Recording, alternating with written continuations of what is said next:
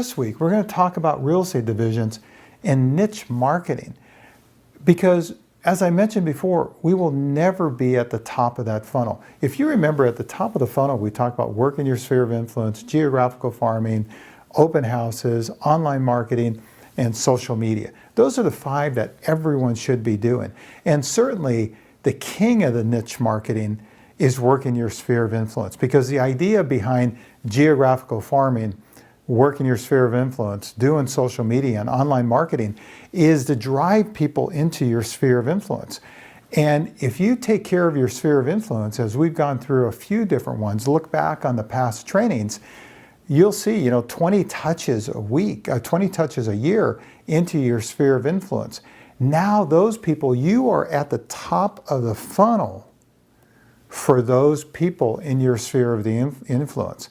But if you're not on the top of mind, the top of the funnel, they go online and you've lost them. You've lost them to, Realtor.com or Redfin or Amazon or Zillow or an iBuyer if that's in your market. So let's talk about some other things that you can be at the top of the funnel that the Zillow and the Amazon and the Redfins don't necessarily cover. And it's all about niche marketing.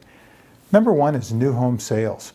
And I'm not talking about, we're going to go through a bunch here. We're not talking about doing them all. I'm talking about picking 1 or 2 that you look at your area and say, I can become the new home salesperson specialist. Whatever works in your area. If you have a lot of new home developments, what about on your website advertising all those new home developments? Anything on the MLS you can put out there. Now, if they're not, go to the builder and ask them, what a great way of building a relationship. Hey, can I put your information on my website? Because I am going to put it out on social media and I'm going to have all the new home buyers come to my website. There's not anybody that has, 2 cents worth of a brain out there that's going to tell you no. They're going to say, absolutely, put us on there. They might even get you information that they're not putting out there to the general public that you can put on the website. So now you advertise, use social media, you boost that you're the new home sales specialist. Now you don't want to cannibalize all your other business. It wants to be just one of the divisions that you have.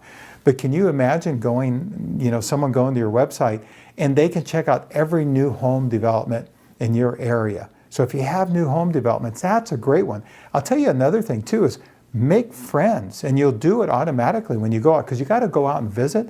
Make friends with the salespeople that are out there.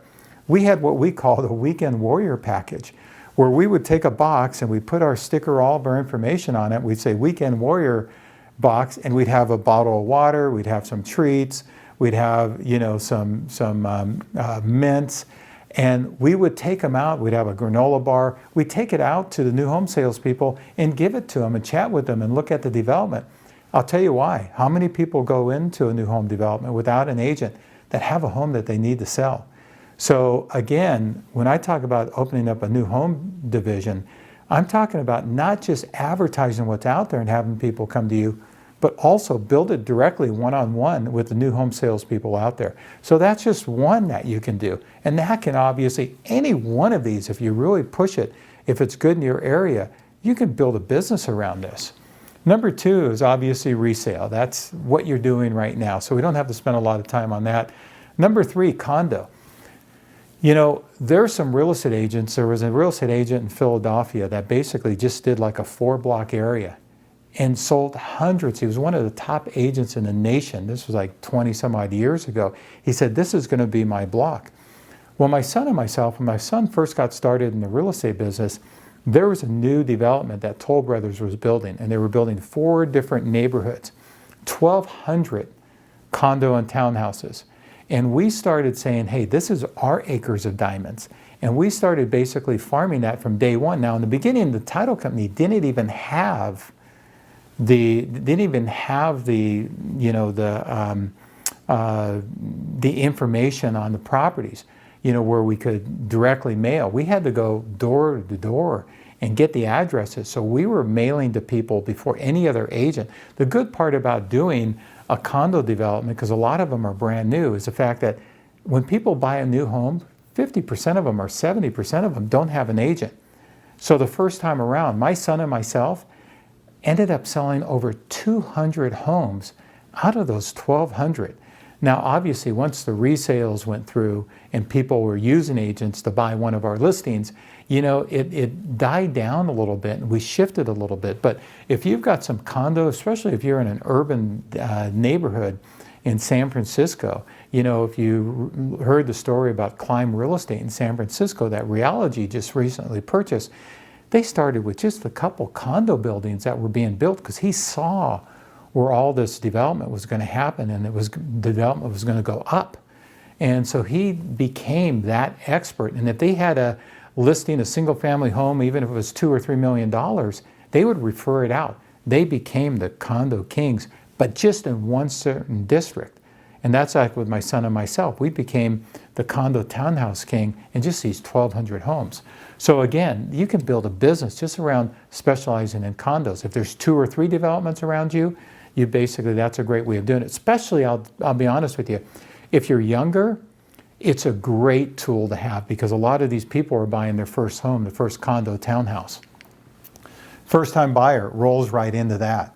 If you're young and you've just recently purchased your first home or trying to purchase your first home, what a great way to market yourself. Find out from your lender what first time home buyer programs are out there. There's a lot of them out there and a lot depending on state to state. So start advertising yourself as you specialize in first-time home buyers. And again, this is just one of your divisions. You never want to give up your core, work in your sphere of influence. But one of your divisions might be first-time home buyers, especially if you're young. Find out the programs, boost it out there on Facebook. You don't have to spend a lot of money. Instagram, start writing articles about what it takes to be a first-time home buyer. There's still a lot of buyers out there who don't realize that FHA is alive and well at 3.5% down. And plus, as we know, there's a lot of new programs. The lending market, not only are interest rates low, but they've softened up quite a bit. So first-time home buyer. Senior, well, that's kind of myself.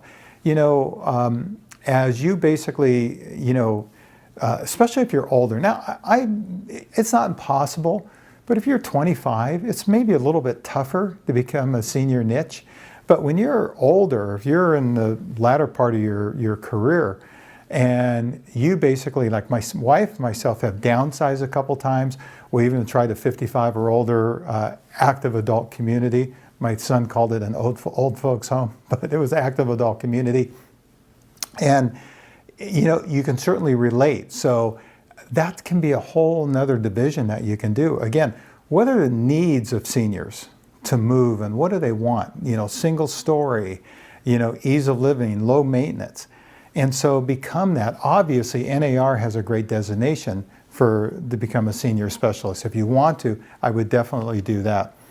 And military first responders. My brother-in-law, who was a police officer, came to work with me for a while. He got his license. And he ran a pretty good business because he was a police officer and the real estate was his second job. And he advertised in that, in their newsletter that they put out and got a lot of business from it. So especially if you're past military, you know what they go through. Even if you weren't past military, but you know of someone or you live in a military town, become a military or, there's a lot of military specialists out there, but first responders, nurses, doctors, fire, police. I'll tell you why that was so successful to him, because once you get in, and I did the same thing, once you get in and you have one, let's say, police officer that trusts you, man, and you get into that niche, they trust you. And so you get so many referrals, more than anybody else, because they're very careful about who they work with. So again, military first responders.